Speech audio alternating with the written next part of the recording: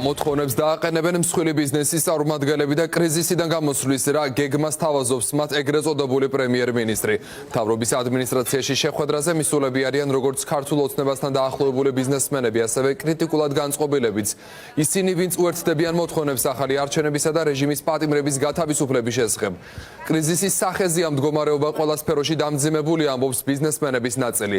ქვეყანაში შექმნილი ვითარება რომ ბიზნესს აზიანებს, ამას ვერ უარყოფს მეორე ნაწილიც, რომელიც ქართული ოცნების მხარდაჭერისთვის შესაბამის სარგებელსაც იღებს.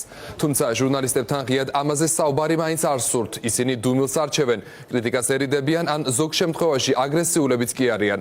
ამასობაში თავისუფალი ბიზნესის ერთობლივ განცხადებას 2200-ზე მეტი ხელმომწერი ყავს. ეს კომპანიები დეესკალაციის ყველაზე პრაგმატულ გზად ახალი არჩევნების დანიშვნას და აქციებზე დაპატიმრებულების გათავისუფლებას მოითხოვენ. რამდენად მოცულობითია ბიზნესის სფეროს წარმომადგენელთა დასწრება შეხვედრაზე ელენე ბენიძე გვეტყვის და გაგვაცნობს გამოთქმულ პოზიციებსაც პირდაპირ ეთერში ელენე გისმენთ. გიორგი, დაახლოებით 1 საათია, რაც მთავრობის ადმინისტრაციაში ბიზნესის წარმომადგენლები ოცნების პრემიერ ირაკლი კობახიძეს დახურულ კარს მიღმა ხვდებიან. რამდენიმე ჩვენთვის როგორც არის ცნობილი, 100-მდე კომპანია არის დღეს ამ შეხვედრაზე წარმოდგენილი სხვადასხვა სფეროდან, მათ შორის ვაჭრობის, საავიაციო თუ ასევე საფინანსო სექტორის წარმომადგენლები გახლავთ. ასევე ცნობილია ისიც, რომ ძირითად შემთხვევაში აქ არიან ქვეყანაში უმსხვილესი ბიზნეს ასოციაციის წარმომადგენელი კომპანიები. ნაწილი მათგანი, რა თქმა უნდა, საუბრობს ქვეყანაში უკვე დამდგარ ეკონომიკურ კრიზისთან დაკავშირებით, თუმცა იმ ბიზნესმენების ნაწილი, რომლებიც ქართულ ოცნებასთან არიან დაახლოებულები, რა თქმა უნდა, არ აღიარებენ ქვეყანაში ეკონომიკურ კრიზისს, მათ შორის მაგალითად ნოშიკო ნამორაძე ვიალ ჰოლდინგის დამფუძნებელმა პირდაპირ განაცხადა, რომ ბიზნესი ბოლო 12 წელია თავისუფალია და ის არ უერთდება ახალი არჩევნების ჩანიშვნის საკითხს. ასევე არიან ისეთი ბიზნესის წარმომადგენლები, რომლებიც პირდაპირ აცხადებენ, რომ დღეს ქვეყანაში ეკონომიკური კრიზისი არ არის. არავითარი ხელახალი არჩევნები, ნახეთ 12 წელია ბიზნესმა დაისვენა, დამშვიდა, დაწყნარდა, აწიოკება აღარ არის ქვეყანაში, არავის სახში არ უვარდება და არ ხრეც. კარგი მოცემულობა იყო 12 წელი. ეხლა აღქმების, ზოგიერთების აღქმების საფუძველზე რომ თურმე ჩვენ შევდივართ რუსეთში თუ სადღაც მსგავსი ერთი წამით დამაცადეთ თუ ჩვენ ერთი წამით ნახეთ დამაცადეთ აღქმების ზოგიერთი ბიზნესმენების აი ეს ყოფილი ბიზნესმენების რომ ყოფილი ნაცი რო არ არსებობს აი მაგ ბიზნესმენების აღქმების საფუძველზე დღეს ჩვენ ვიცვლით კურსს და სადღაც შევდივართ თურმე მათ შიში აქვთ იმისი რომ ვაი და რამე შეიცვალოს ხო მათ პასუხს მოთხოვენ არ აწიოკებენ ბიზნესს არ ართმევენ ბიზნესს არავის აი ეს არის რეალობა მაგას ყველა ხედავს თუმცა არის ყველაფერი მასშტაბურად შესახედი კრიზისი არ არის არ არის კრიზისი არ არის სახალხო ადამიანი ყოველდღიურად რომ ქუჩაში გამოდის კრიზისი არ გონია ტურისტები რომ აღარ ჩამოდიან ქვეყანაში ეკონომიკაზე მეკითხებით ალბათ ხო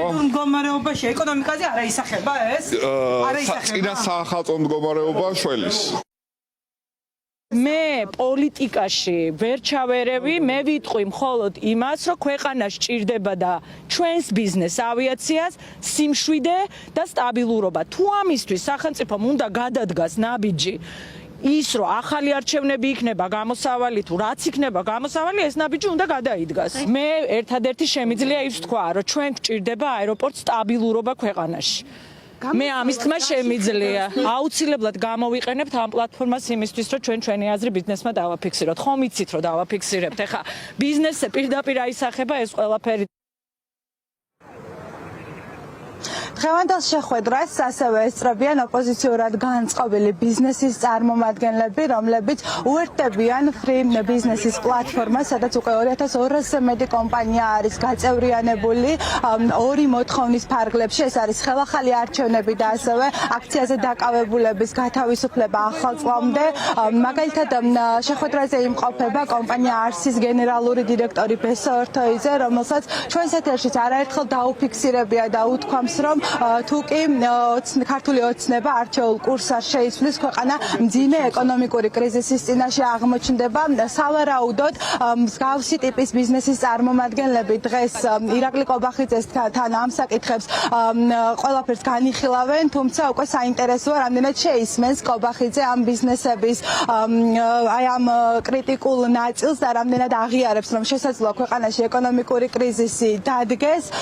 რამდენიმე ბიზნესის წარმომადგენელი არის, რომელიც აი ამ ოპოზიციური განწყობით უერთდება ამ შეხვედრას. შეგვიძლია ჩვენ მოვისმინოთ მათი კომენტარებიც. დამპატიჟეს და მოვედი და მაინტერესებს, იმიტომ რომ 30 წელიწადია ესეთ რეჟიმში ცხოვრობთ ეს ქვეყანა და ჩვენც მათ შორის და ეხლა მინდა რომ გავიგო მომავალში რა გველოდება. როგორ გავაგრძელოთ ცხოვრება? როგორ მივხედოთ ეკონომიკა? ლარის კურსზე რომ მიმდინარეობს შეტევა, ეს სწორად მიგაჩნიათ თქვენ? ეს ნალოლიავები 30 წელი ნაკუწ ვაგროვეთ ეს ქვეყანა და ეკონომიკა და ლარი და ჩამოვაქციოთ ლარი მესმის მოთხოვნებიდან. ნუ არ უერთდები ამ მოთხოვნას, რომ ლარი ჩამოვაქციოთ. გამოსავალს ხედავ იმაში, რომ ყველა თავის ადგილას, სადაც მუშაობს და რასაც აკეთებს, იმ საქმეს მიხედოს. რაც იცის. მე არ ვიცი პოლიტიკა ბიზნესმენმა. და პოლიტიკოსმა უნდა მიხედოს თავის საქმეს, ოღონდ ისე, რომ ვიყო კმაყოფილი.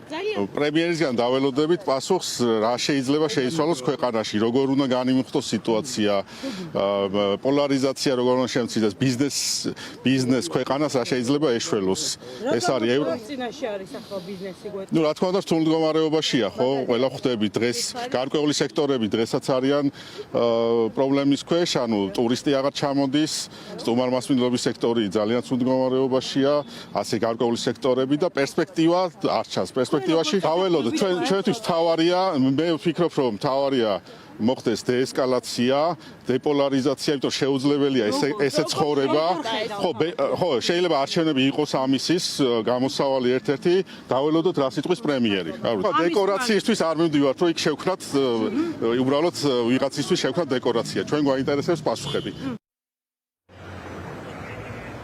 როგორც უკვე აღნიშნე, 100-მდე მცირე და 100-მდე მსხვილი და საშუალო ბიზნესის წარმომადგენლები ხვდებიან უკვე 1 საათზე მეტია მთავრობის ადმინისტრაციაში. ირაკლი კობახიძეს, როგორც ჩვენთვის გახდა ცნობილი, შეხვედრის შემდეგ გარკვეულ განცხადებებს და კომენტარებს გააკეთებს ეკონომიკის მინისტრი ლევან დავითაშვილიც. ვნახოთ, როგორ დასრულდება პრემიერსა და ბიზნეს შორის შეხვედრა. ჩვენ რა თქმა უნდა ვრჩებით ადგილზე და აუცილებლად შემოგთავაზებთ განახლებულ ინფორმაციას მომდევნო გამოშვებებში.